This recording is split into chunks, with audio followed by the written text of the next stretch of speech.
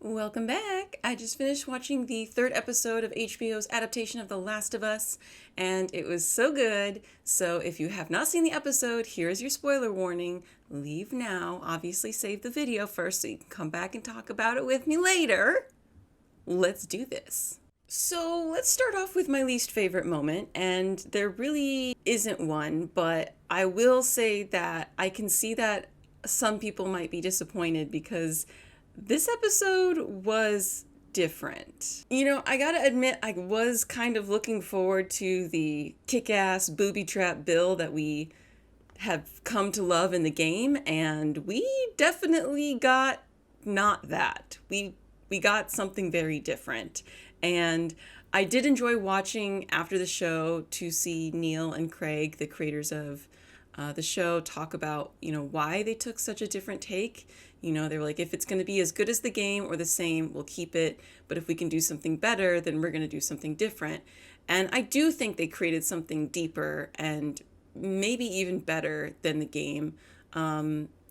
Frank wasn't a character that was in the game, and he had such a huge major story arc in the show that it made me feel a little bit like one entire episode was taken away from me because one entire episode was given to Frank. But at the same time, it was such a good love story. It was very unexpected. Even as I saw it happening, I was just like, no way. I'm not going to like this guy. Not that I'm not going to like him, but just even as I could see it happening, I was falling for the both of them, and I thought it was very lovingly done, and it was a good way to show the passage of time. I cannot believe they lasted that long. I thought for sure Frank was going to die, 2 years into their relationship, and he would get old and bitter, but they got to grow old together. That's a luxury even in modern day, finding a lover that cares about you like that and growing old together. Are you kidding me? They were very, very lucky. Even though it was kind of a tense situation, and I was definitely scared for them the whole time, but I am glad that they went out together. I thought it was going to be weird that Bill was just going to, let Frank drink the wine alone. I was kind of like, why doesn't he just take it with him? What do you have to live for? Just go. Just go. And then he did, and I was like, oh, okay, that makes sense. It was a very, very different story of Bill, and I guess my least favorite part was that I just didn't really get to see Bill interact with Ellie in any way, which is fine. It's fine. You can't make gameplay the same thing as a TV show, and they didn't even try to, and I can see how that would upset some people, but I did really like it. It's a beautiful show. It's beautifully done. What can I say? There are so many favorite moments that I have with Frank and Bill. I love watching them cook for one another.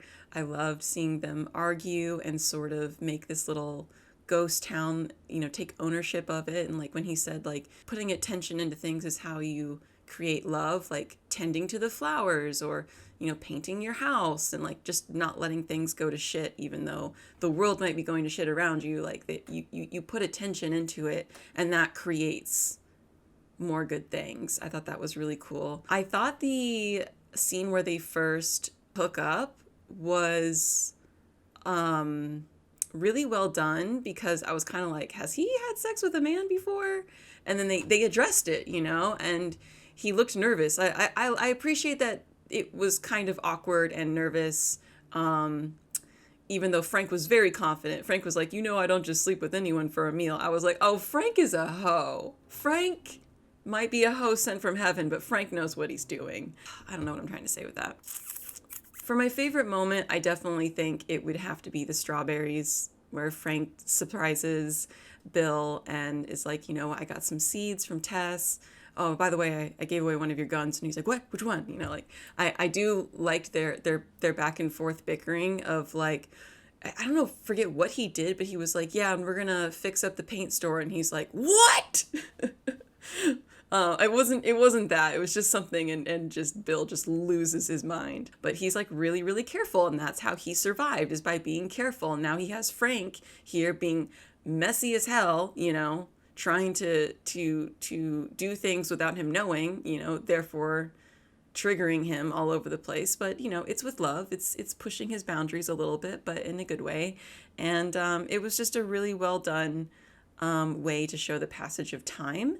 And I love that we got to see them leave together. But yeah, I definitely think my favorite moment would be the Nick Offerman giggle when they allow themselves to enjoy a strawberry together. I think that was very, very sweet. I also really enjoyed getting to see the flashback of Bill getting to have lunch with Joel and Tess. And we get to see Tess again, which was cool. And Joel just looked so fucking good. You know, he brought the gun to the lunch table, you know. All those little details of them interacting, even though it was brief, it was very good. I don't remember how Bill and Joel met in the game. For surprises, I have to say, honestly, I never thought about the fact that Ellie was born after 2003, and so therefore she would have never ridden in a car or a plane before. So all these experiences that we take for granted, you know, she's just having so much fun pressing all the buttons in the car. And I love that we get to see her being a little bit of a kid still. He's like, seatbelt, and she's like, huh?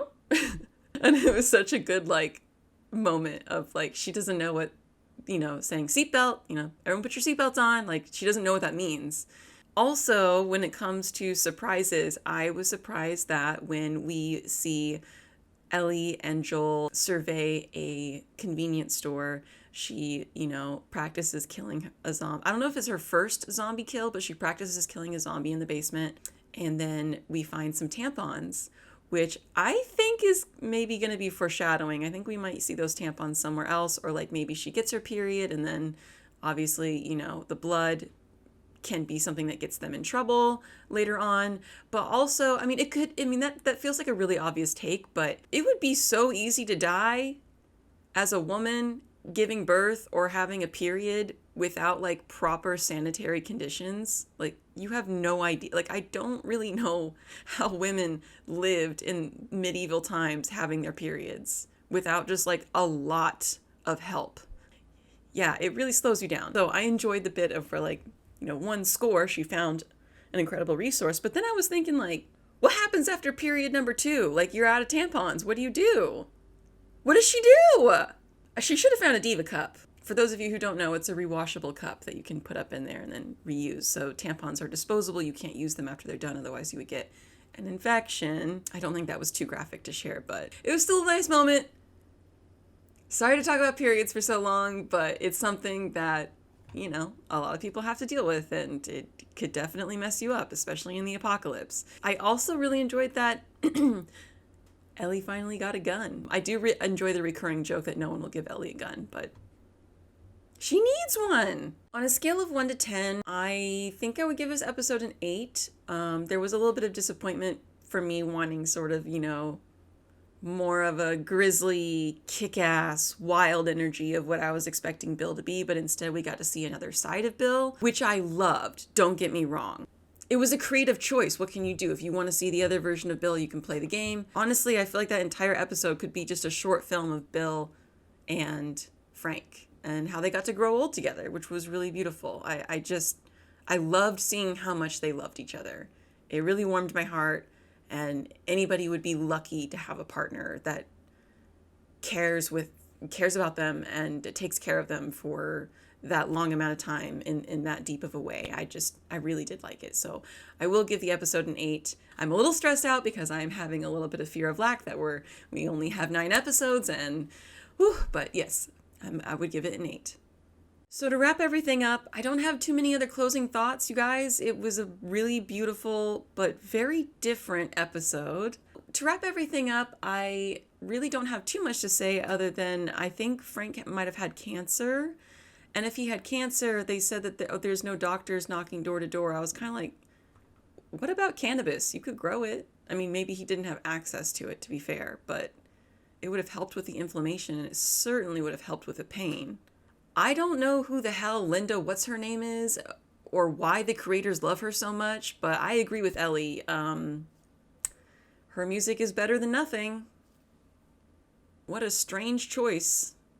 What a strange choice to choose for this episode, because there are a lot of other music choices you could have made, but okay.